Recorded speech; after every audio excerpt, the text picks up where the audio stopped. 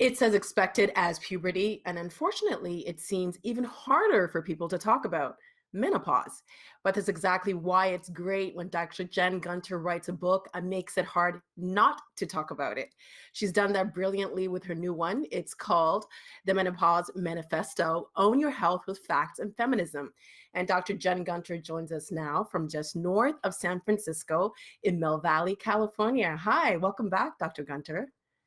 Hi, thank you so much for having me back. As usual, loved this new book. We've got lots of questions to get into. So I wanted to start by reading a passage from your book. It's misogynistic to tie a description for one third or possibly even one half of a woman's life to the function of her uterus and ovaries. We don't define men as they age by obvious physical change in their reproductive function.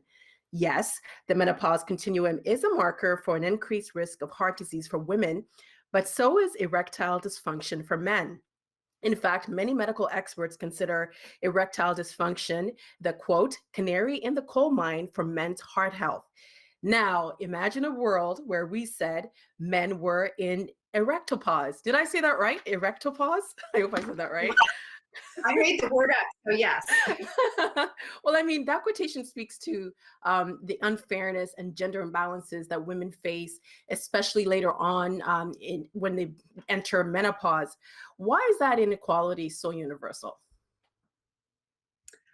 You know, it's amazing to me that we're still here in this time that we are defining women by their biological functions. I mean, ovarian and uterine function are just a small part of what makes us up as people and certainly doesn't, define us.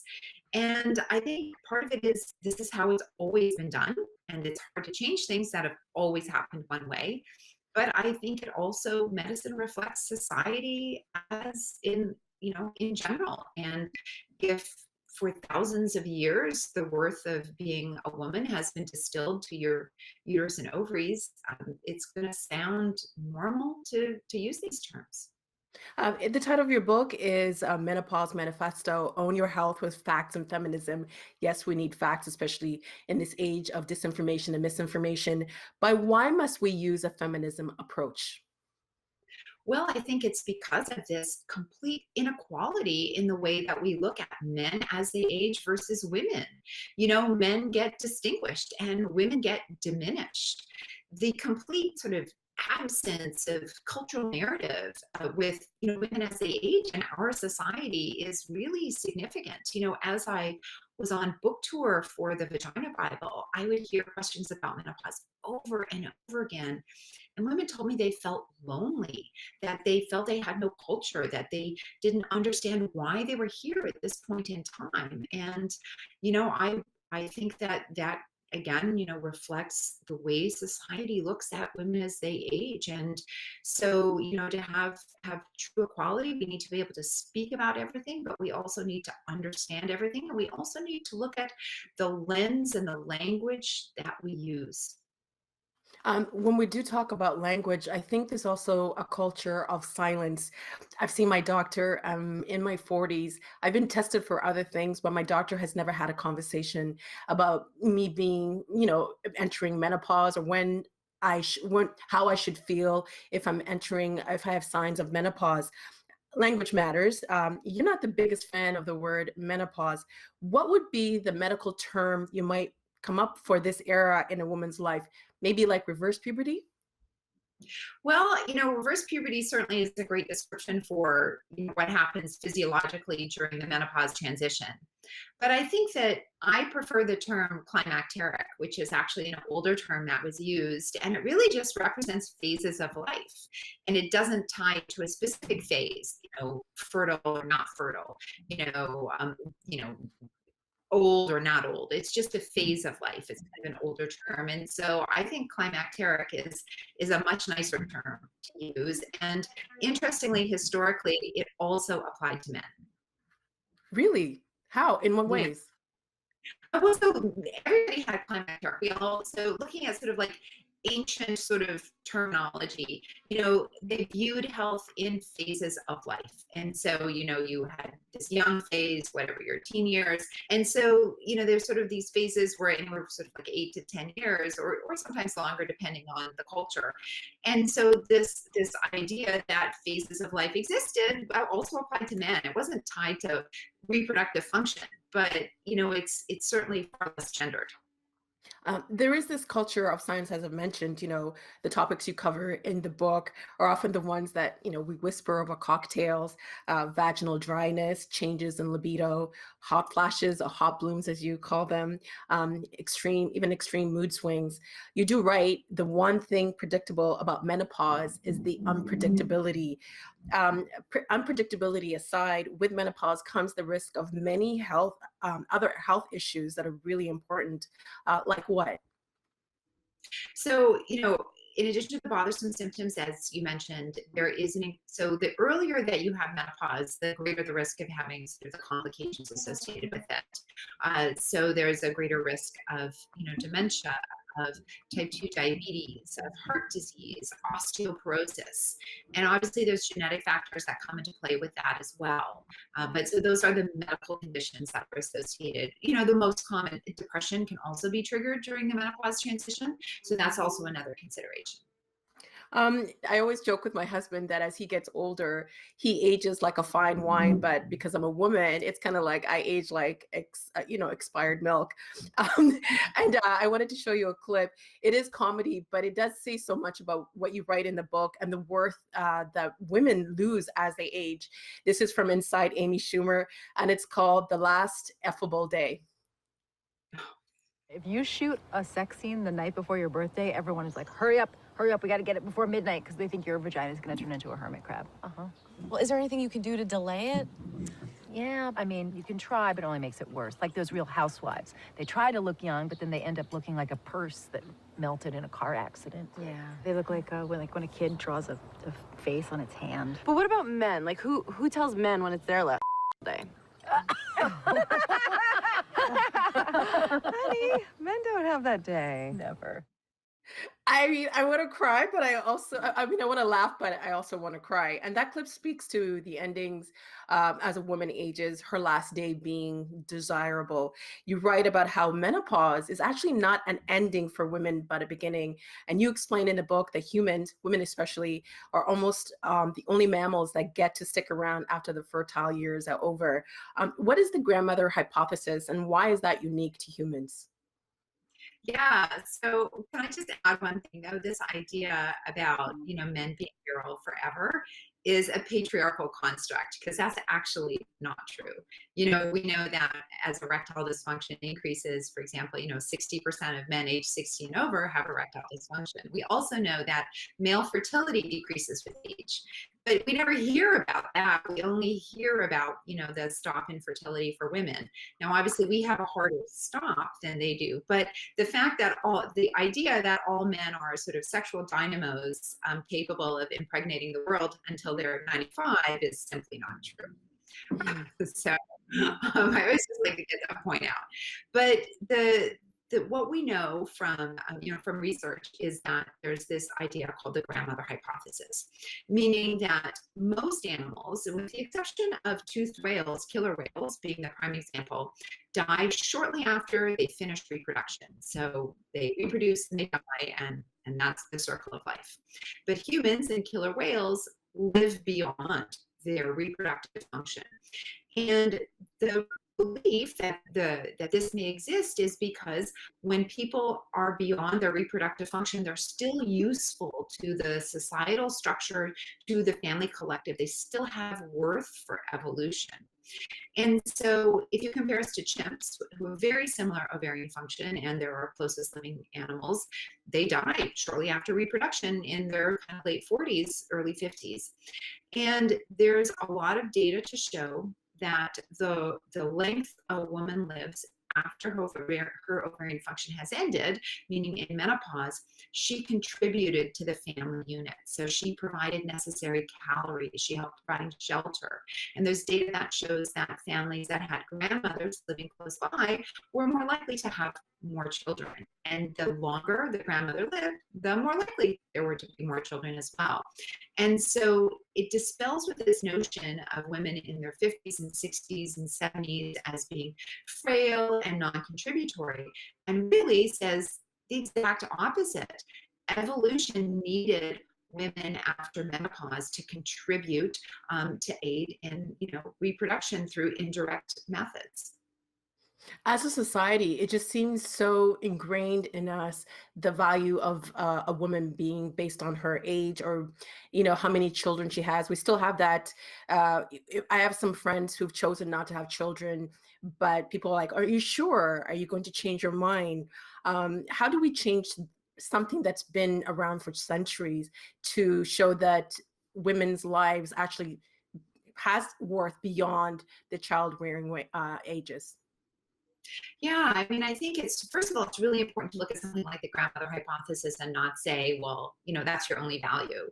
And that's just something that tells us, how we got here. That doesn't mean that today, women only have value if they're grandmothers or they're reproducing.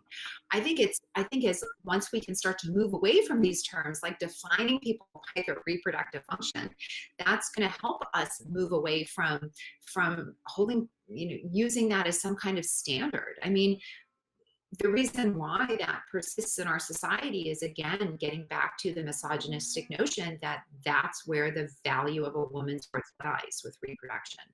And your ovarian function has nothing to do with your value in society. It is simply part of what makes you you on an individual level.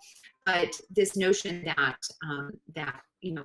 I mean, for example, when I was in my 20s, I used to hate when people would ask me if I had kids or I was going to have kids. Like, that's not anybody's business. And why do you need to know that information? Especially because people don't ask men.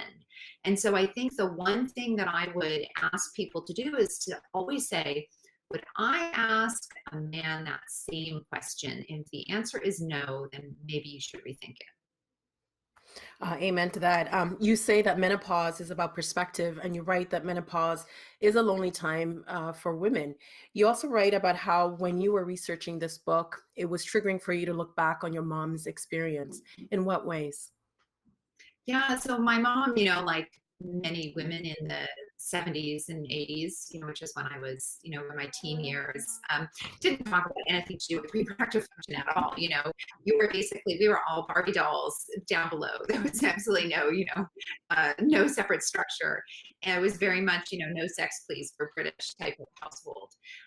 So, I just had known that she had gone through menopause early, because when I got my period, she said I'm past that. And that was it. That's all I knew. And I was able to kind of look back and look at the time in the household when things were very, very challenging. My mother had some, struggled with untreated depression her whole life. And there was this period of 4 or 5 years where things were just, I would say, catastrophically awful in my house. And, that really, I think, coincided with the time when she was likely going through her, her menopause transition.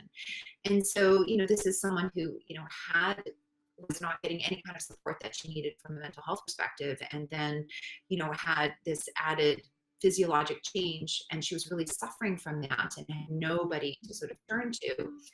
And thinking about that, really helped me have more empathy for her, because I really had very little empathy for it, because obviously when you're the person who's being sort of, victimized by the emotional abuse and the physical abuse, you're not really, you're not, prone to be, feeling generous about that. But, and it certainly doesn't excuse her behavior, but it certainly makes me see it in a different light. And, wow, what if she'd had somebody who had, what if, it had been okay to talk about mental health? And what if she'd actually been screened? And what if she'd actually been treated? She had suffered from severe postpartum depression after I was born. And it sounds like, talking with family, that it was, bordering on, postpartum psychosis. And so all of this went untreated and, became worse during her menopause transition. And, what if she'd had help? It kind of makes me think about that. And does it make you sad? Yeah, well, it does, because you think about then how, that was back then, but how many people is that still happening to now? Like, how many how many women are suffering in that same way. I mean, it doesn't make it okay that she suffered, but at some point, you know, it has to end. And here we are in this era of, you know, of supposedly taking mental health seriously, of supposedly taking the concerns of people as they age seriously, supposedly taking the concerns of women as they age seriously, or concerns of women. And yet I'm hearing all the time from women that they're not getting the care. So I think that's part of really my mission, is trying to bridge these communication gaps to figure out, like, why can't we get this information that we have here from A to B? Like, why is that so hard? And it's certainly not the fault of the people who are experiencing it. These are communication gaps in medicine and in education and the way society is structured. You also write about the fact that the people who have been experiencing these symptoms, going through this, are not the people that are sitting at the table. We talk about representation mattering. We've been talking about it a lot these past few years. When we do talk about this, why is it important to have, you know, women part of this conversation in what happens to women when they do enter menopause? Yeah, I mean, you know, it's an interesting question, because on one hand, you certainly do not need to have a medical condition to treat it. I mean, otherwise, you know, we wouldn't have oncologists, right? So, you know, but when you have a group of people, half the population, that have basically been systematically excluded from studies, have been misrepresented, have had their symptoms completely dismissed, you can see how lack of representation has had a huge impact. And so, for example, you know, many of us were, you know, brought up with, oh, well, how can hot flashes be that bad? You know, from sort of, you know, my generation, or they're just something that's just being hot. And it's like, well, yes and no. I mean, until you've actually had one or been bothered by one, it's going to be hard for you to know actually how bothersome it could be. And the fact that, you know, it's not like reporting concerns about hot flashes is something new. You know, if you look at, you know, reports from 1500s and 1600s and 1700s, the few that exist, you know, they were described back then as being incredibly bothersome as well. So, you know, if you think that a health concern has been dismissed for so long, the only answer can be the lack of representation. And yeah, I mean, it gets back to also like this concept of period cramps, which isn't really related to the menopause discussion, but you know, how many young girls have been told that their period cramps aren't that bad? Well, if nobody in the room's ever actually had a period cramp, we'd actually say, well, you know, actually they can be pretty bad. And did you know that the pressure generated by the uterus during labor is the same as the pressure generated during menstrual cramps? Kind of puts it in perspective. So yeah, I think that, you know, because of how dismissed women have been, it's pretty hard to study it without having women at the table. Anything to do I was with going to ask you if you had seen those videos of men with a little belt, so they can feel what it feels like for women when they have period cramps. And I think most of them last for like 3 seconds. I'll send it Yeah, to you. yeah. So, you know, but this is kind of a theme that I touch on in the book, you know, sort of the carnage of reproduction is borne by half the population. And I don't just mean the trauma of delivery, because for some people it's not actually traumatic. I mean, having menstrual cycles every month. And because, you know, if you have menstrual cycles every month, that means some people have very heavy menstrual cycles, or having painful menstrual cycles, or having menstrual diarrhea, or your increased risk of osteoporosis because of menopause, because that estrogen you have to reproduce is now being taken away. If you look at the whole carnage of reproduction, half the population bears it, and that half of the population is paid less. They have a harder time getting their needs met in the doctor's office, and you know, it's unacceptable, and we have to change that. Well, just to touch on, to build on what you just said, I wanted to read an excerpt from the book where you do go into more detail about that. In the Menopause Manifesto, you write, and there it was, the source of my rage was this reproductive reckoning, the realization that menopause was just one more way that the burden of perpetuating the species is unequally borne by women, and one more way that our biology is weaponized against us. It is the ultimate gaslighting, because it is our biology, from puberty to grave, that literally birthed humanity as we know it. Many women have been conditioned to fear menopause as an expiration date for relevance and as a sign of weakness, only because that is what men thought. In fact, we have this amazing data that tells us menopause is the opposite, a time when historically women contributed great things to society because of their knowledge and their age. I just want to build up on something that you write in there. You say that our biology has been weaponized against us. In what way? Well, sure. If you have menstrual cramps, you're weak. If you are back at work, 4 weeks after you have a baby, there's something wrong with you. If you have mastitis from breastfeeding, you're sort of trying to deal with that and pump or breastfeed and do Zoom meetings for work at home. If you have hot flushes, you're getting your symptoms dismissed, or you're told that you're weaker, or you're told that your concerns don't matter, or you never get screened for osteoporosis because nobody gave a concern to your biology. And so you just started getting fracture after fracture and spent the last 10 years of your life in agony like my mother did.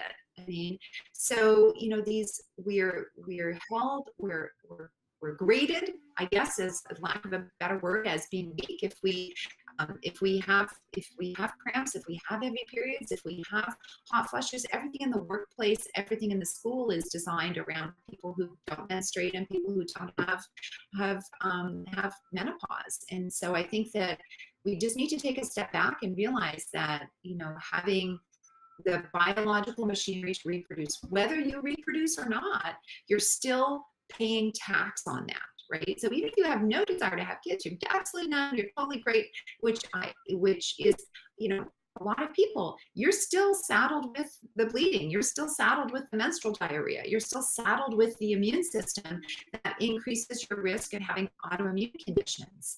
And so this idea that we are the weaker sex and is just, so much more offensive. Once we do reach menopause, I wanted to talk to you about some ways that we can manage our symptoms.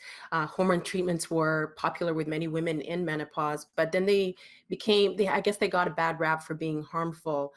What is the research on that?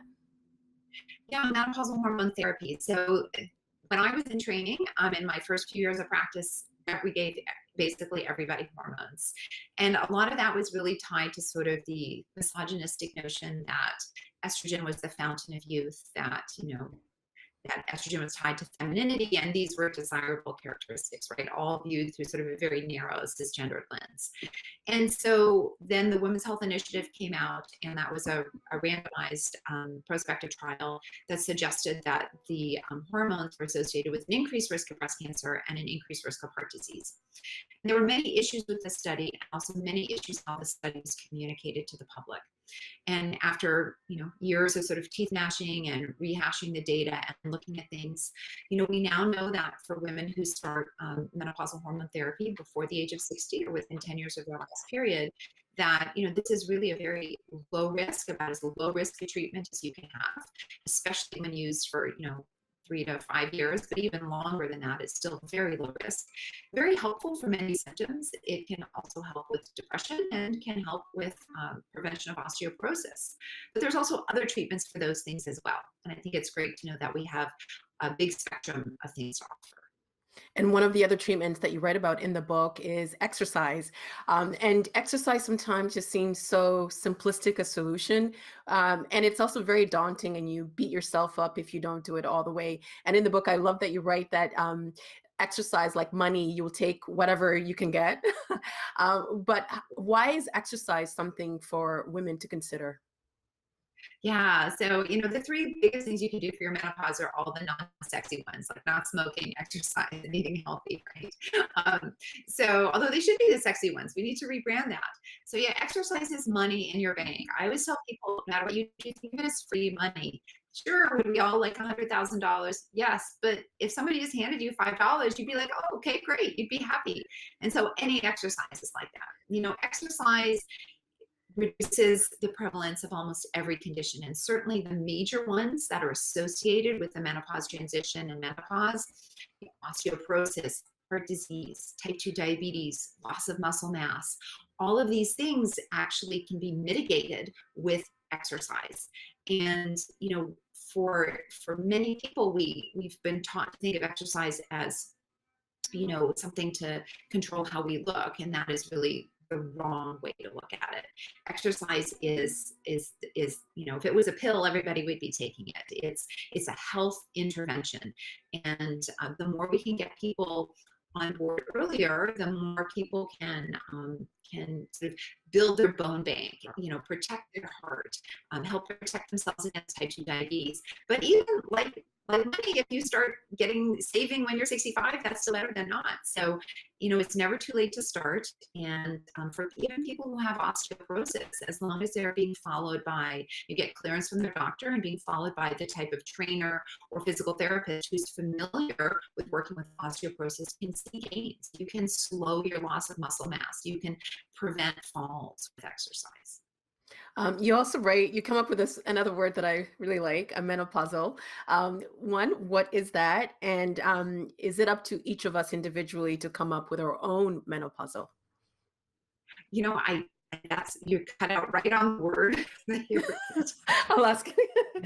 You come up with a word that I like, menopausal, menopausal. So one, what is that? And why is it up to each of us individually to come up with our own menopausal?